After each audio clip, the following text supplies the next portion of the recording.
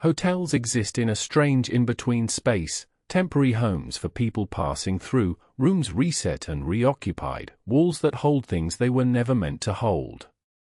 Tonight I have 3 stories sent in by viewers who checked in somewhere they shouldn't have. The third story, I want to warn you about the third story. It's not about what was in the room. It's about what the hotel already knew about the person staying there before they ever arrived. Stay with me. The Indent. I was driving through Amarillo, Texas in late February, a Tuesday, maybe 10 at night. I'd been on the road since Albuquerque and I just needed to stop. I pulled into a Hampton Inn off I-40. Nothing memorable about it. That was the point.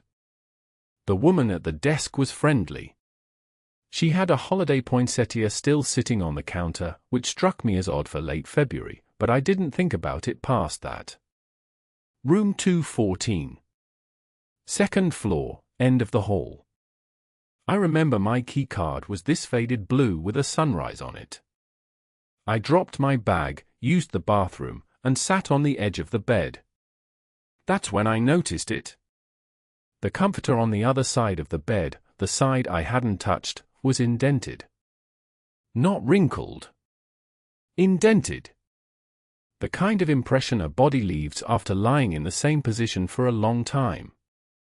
It was the shape of a person curled slightly on their side. I told myself housekeeping missed it. I pressed my hand flat against it. The mattress felt, I don't have a better word for this, it felt warm. Not room temperature warm. Warm like something had just gotten up. I called the front desk. The woman said she'd send someone up to change the linens. I waited in the chair by the window, watching the door. Housekeeping came about 15 minutes later. An older man, apologetic, very professional. He stripped the bed without looking at me. New sheets, new comforter. I thanked him and he left.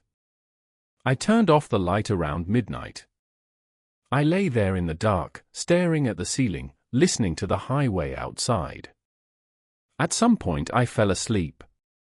I woke up at 3:14 a.m., I know because I looked at my phone, and the other side of the bed was indented again. Same position. Same side. The sheets were cold this time. I turned the lamp on and sat there until it was light enough outside to feel safe leaving. At checkout, I asked the woman at the desk, a different woman, morning shift, whether there had been any reports of problems with that room. She looked at her computer for a moment. She said 214 had been out of rotation for 3 weeks. Maintenance issue. She said I shouldn't have been put in that room at all. I still have the key card. I don't know why I kept it. I think I needed some proof that the room existed. The next story also begins with something small, a phone call, this time, and ends somewhere much harder to explain. For rings. I travel for work. Medical device sales, mostly Pacific Northwest. I've stayed in probably 300 hotels in the last 7 years. I don't say that to brag, I say it because I need you to understand I am not someone who spooks easily. I know the sounds hotels make. I know how to sleep in them. This was October, a few years back. A Marriott Courtyard in Tacoma, Washington. I'd been coming to this property twice a year for 4 years. I knew which floor had the ice machine that ran loud at night, knew to ask for the east side so you didn't get the parking garage lights. I was comfortable there. My room was on the 6th floor. I got in around 7 p.m., ordered Thai food, watched part of a game. Normal night. The room phone rang at 11:47. I looked at it. Hotels rarely call your room unless something's wrong. I picked up. Silence. Not dead silence, I could hear the faint ambient hum of an open line. And then breathing. Slow. Deliberate. Not panic breathing. The kind of breathing a person does when they're listening. I said hello twice. Nothing. I hung up. I figured it was a misconnect. Someone dialing the wrong room. I turned the TV back on. It rang again at 12:03. Same thing. Open line. Breathing. I hung up faster this time. I called the front desk and told them what was happening. The guy at the desk, young, he sounded young, said he hadn't made any calls to my room and that calls from outside couldn't ring through to individual rooms after 11 p.m. That was their policy. He said it was probably an internal misroute and offered to note it. I asked him to note it. The phone rang again at 12:19. I let it ring 4 times before I picked up. This time I didn't say anything. I just listened. At first, same breathing. And then, very quietly, the way you'd read a name off a list, they said my last name. Just my last name. I hung up and called the front desk and asked them to physically disconnect the room phone. The man came up himself, which I appreciated. He unplugged the phone from the wall jack, coiled the cord, set the handset on the desk. He was apologetic. He said he'd pull the call logs in the morning. I checked out at 6 a.m. before he could. I've thought about the logistics of it, how someone gets a guest's last name, how a call gets routed to a specific room after lockout hours. I've come up with explanations that almost work. I've been back to that property once since. I didn't sleep on the 6th floor. I don't use the room phone anywhere anymore. That last story came from someone who has only told it once before, to one other person, and I want you to hear why. The welcome card. My name isn't important. What's important is that in March of last year, I was in Savannah, Georgia for my aunt's funeral. I drove down from Charlotte, 14 hours, too exhausted to care where I stayed. I found a boutique hotel in the historic district. Old building. High ceilings. The kind of place with a brass elevator you have to close yourself. I was the only person checking in at that hour. Just past midnight.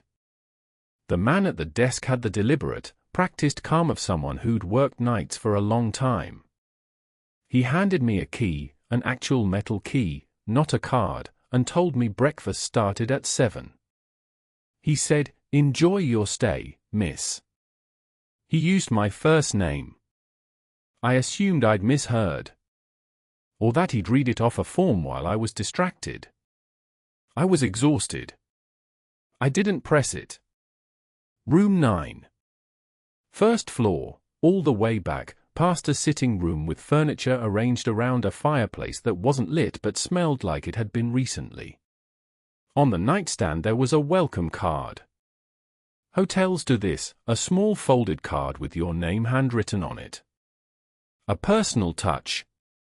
But my reservation was under my aunt's name. I'd booked it in a hurry using her account because mine had a hold on it. There was no reason for anyone at this hotel to know my name. The card had my first and last name. And underneath, in the same careful handwriting, "We're so glad you found us." I stood there for a long time.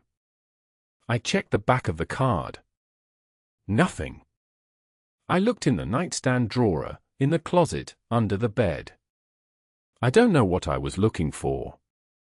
I sat on the edge of the bed and I called the front desk. He answered on the first ring.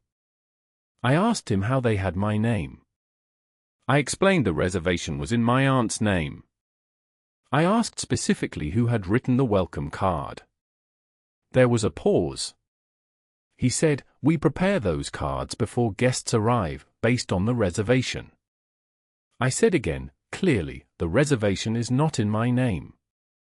He said, "We like to make sure our guests feel expected." Feel expected. I read that back to myself 3 times in my head. I slept with the light on. I left the welcome card on the nightstand because I didn't want to touch it again. In the morning, when I went to check out, I asked to speak with the night manager from the previous evening. The woman at the morning desk looked confused. She said there was no male staff member scheduled for last night. She said the overnight shift had been covered by one of their female managers, who had just left an hour ago. I described him. She shook her head slowly. I drove out of Savannah without eating breakfast. The thing I keep returning to, the thing I can't file away neatly, is that he knew I was coming before I called ahead. The card was already there when I arrived. Already written. My name.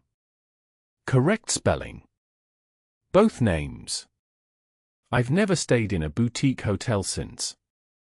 I don't think I will. 3 rooms. 3 people who did everything right. They checked in, they locked the door, they called the front desk when something felt wrong. It didn't matter. What I find most unsettling about these stories isn't what happened inside the rooms. It's that in each case, whatever was wrong had already been there, waiting, before the guest arrived. I want to ask you something tonight, and I mean this genuinely. Have you ever checked into a hotel and felt, immediately, like the room already knew you were coming? Leave it in the comments. I read them. New stories arrive every day. Subscribe if you want them. And the next time you find a welcome card on your nightstand, read it carefully before you assume it's yours.